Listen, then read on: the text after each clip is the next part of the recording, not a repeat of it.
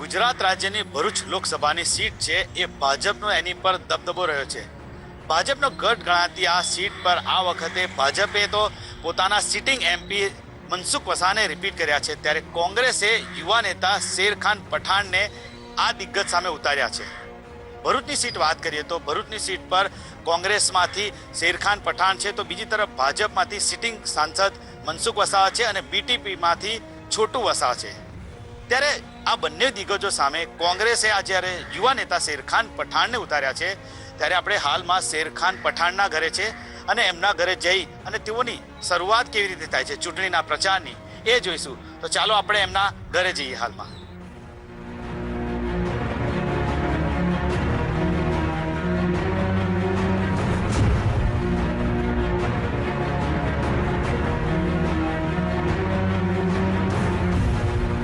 તો આપણે શેરખાન પઠાણના ઘરે છે. તેઓ ભરૂચના ઉમેદવાર છે અને હાલમાં તેઓ ચૂંટણીની જે પ્રચારની તૈયારી કરે છે એ પહેલાં જ હાલમાં તેઓ નાસ્તો કર્યા છે.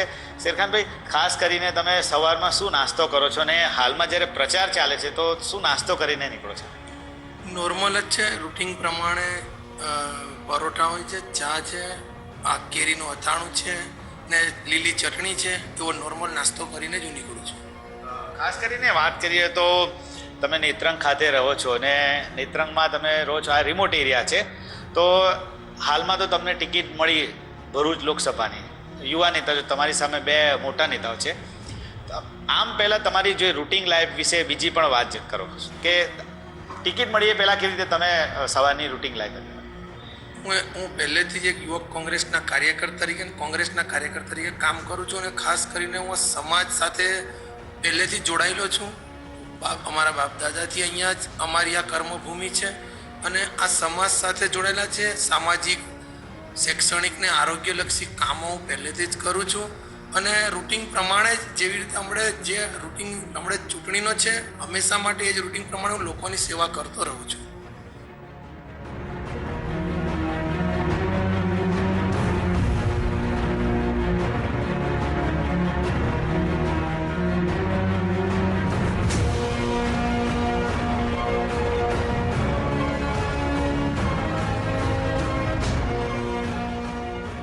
યુવા વયે લોકસભાની ચૂંટણી શેરખાન પઠાણ ચૂંટણી લડી રહ્યા છે, ત્યારે તેઓના પિતાજીને પૂછીશું કે આટલી નાની વયે તમારો પુત્ર લોકસભાની ચૂંટણી લડવા જઈ રહ્યો છે, તમે કેવો અનુભવ કરી રહ્યા છો?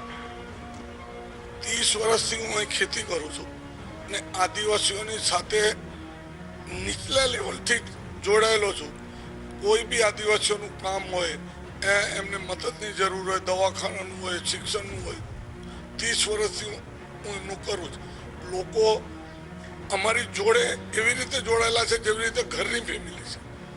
એટલે આ વખતે મને એવું થયું કે લોકોની બી ઈચ્છા હતી કે ભાઈ આ શેરખાનને તમે લડાવો. પહેલાં એને અમે યુવાની ચૂંટણી લડાવી, યુવા પ્રમુખ બન્યું, પછી એને ધીરે ધીરે એવી કામગીરી કરી તો લોકોની એવી માંગ હતી કે તમે શકુરભાઈ શેરખાનને લડાવો. તો અમે તમારો છોકરો ચૂંટણી લડી રહ્યો છે તો તમને આમ કેવું લાગે? તમે રાજકારણમાં તમે જોડાયેલા છો, પરંતુ જ્યારે તમારો પુત્ર ચૂંટણી લડી રહ્યો છે તો તમે કેવી તૈયારી કરો છો અને કેવી રીતે એને મદદરૂપ થાવ છો? પ્રચાર ચાલુ કર્યો છે, ગામે ગામ લોકોને બોલાવીને એ જ કહીએ છીએ કે એક તક આપો. તમે 20 વર્ષથી ભાજપ જનતા દળને ચૂંટ્યા છે, એક વખત અમને તક આપો ને અનુભવ કરો. તો એક વખત તક આપો. એમના ફેમિલીના અન્ય મેમ્બરો છે. તમે શું થાવ છો શેરખાનના? તો તમને એની જીત કેટલી લાગે છે કે કેટલા અંશે જીતી જશે? ઇન્શાલ્લાહ બહુ એનાથી જીતશે એવી અમને ઉમ્મીદ છે ને એવું કામ પણ કરે છે.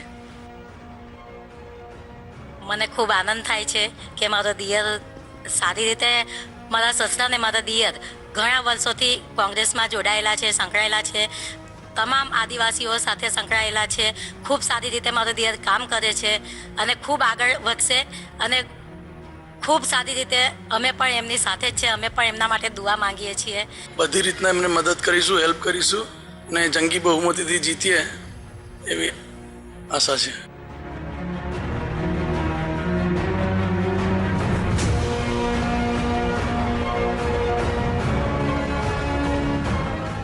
શેરખાનભાઈ હાલમાં પ્રચાર માટે નીકળ્યા છે, આપણી સાથે જ છે. તેઓને પૂછીશું કે શેરખાનભાઈ, તમને તમારી જીત કયા કારણોસર થશે એવું લાગી રહ્યું છે? ચોક્કસ મને વિશ્વાસ છે કે એક યુવાન તરીકે મારી નિમણૂક કરવામાં આવેલી છે. જે લોકસભાની અંદર આપને ખબર હોય, લોકસભાની અંદર સૌથી વધારે યુવાન મતદારો છે. એમની અંદર પણ એક ખુશીનો માહોલ છે કે યુવાનને કોંગ્રેસ પાર્ટીએ મને અહેમદભાઈ પટેલ સાહેબે તક આપેલી છે. ત્યારે યુવાનો પણ ખૂબ મોટી સંખ્યામાં મતદાન કોંગ્રેસ તરફી કરવાના છે. અને ખાસ કરીને હું ટ્રાઇબલ વિસ્તારમાં નેત્રંગ ગામમાં રહું છું. હું આ આદિવાસી સમાજ સાથે જોડાયેલો વ્યક્તિ છું. આ સમાજ સાથે હર હંમેશ હર પ્રસંગમાં એમની સાથે જોડાયેલો છું. મને ચોક્કસ વિશ્વાસ છે કે અહીંયાથી મને ખૂબ સારી 2 વિધાનસભા લીડ મળવાની છે. ખાસ કરીને વાત કરીએ તો રાહુલ ગાંધીનું નેતૃત્વ છે, તો કયા મુદ્દા એવા છે કે જેના કારણે કોંગ્રેસ જીતી શકે તેમ છે? હાલમાં તો અમે લોકલ જે મુદ્દા છે તેની પર અમે લડાઈ લડી રહ્યા છે. ખાસ કરીને આપને ખબર હોય તો જે આ ભારતીય જનતા પાર્ટીએ 10 લાખ જંગલ જમીનના આદિવાસીઓને બેઘર કરી દીધેલા છે, તે મુદ્દો સૌથી મોટો છે. આજની અમારી શરૂઆત છે દેવમોગરા ખાતેથી, જ્યાં તીર્થ આદિવાસી સમાજનું એક મોટું તીર્થધામ છે, ત્યાંથી શરૂઆત છે. આ વિસ્તારની અંદર આદિવાસીઓને જંગલ જમીનોમાંથી બેઘર કરેલા છે. આ વિસ્તારની અંદર વિકાસ કરેલો નથી. અને ખાસ કરીને ભરૂચ લોકસભાની અંદર જે 45,000 કરતાં વધુ માછી સમાજના લોકો, જે લોકો આજે બેરોજગાર થઈ ગયા છે, તેની તમામ જવાબદારી ભારતીય જનતા પાર્ટીની છે. ખાસ કરીને શિરુભાઈ વાત કરીએ કે તમે એક તો તમારી એજ કેટલી છે આમ? મારી 36 વર્ષ. 36 વર્ષની ઉંમરે છે તમારી, ને તમારી સામે જે બંને જે ઉમેદવારની આપણે જો વાત કરીએ તો શેરખાન સામે જે ઉમેદવારો છે લગભગ એમના કરતા ડબલ ઉંમરના તો છે જ ને? હા, ડબલ ઉંમરના છે. તો એટલા એ ડબલ ઉંમરના જે ઉમેદવાર છે કોંગ્રેસની સામે, ધારો કે મનસુખભાઈ વસાવા જે ભાજપમાંથી, છોટુભાઈ વસાવા બીટીમીમાંથી છે, તો એ બે સામે તમે કેવી રીતે ટક્કર લઈ રહ્યા છે? ખાસ કરીને ચોક્કસ મને વિશ્વાસ છે કે યુવાન તરીકે હું કામ કરી રહ્યો છું. મનસુખભાઈ છેલ્લા 5 ટર્મથી ભરૂચ લોકસભાની અંદર ચૂંટાઈને આવે છે. અને જે લોકો પણ જાણી ગયા છે ને, લોકો પણ થાકી ગયા છે કે 5 ટર્મથી એમણે આ ટ્રાઇબલ માટે શું કર્યું છે ને શું નથી કર્યું. એવી રીતે જ માને છોટુભાઈ વસાવા પણ છેલ્લા 7 ટર્મથી ધારાસભ્ય છે અને એ પણ લોકસભાની અંદર લડી રહ્યા છે. ને મને ચોક્કસ વિશ્વાસ છે કે લોકો મારી સાથે રહેશે. તમામ લોકસભાની અંદર 13 તાલુકાની અંદર લોકોનો ખૂબ સારો પ્રતિસાદ મળી રહ્યો છે અને ચોક્કસ કોંગ્રેસનો વિજય થવાનો છે.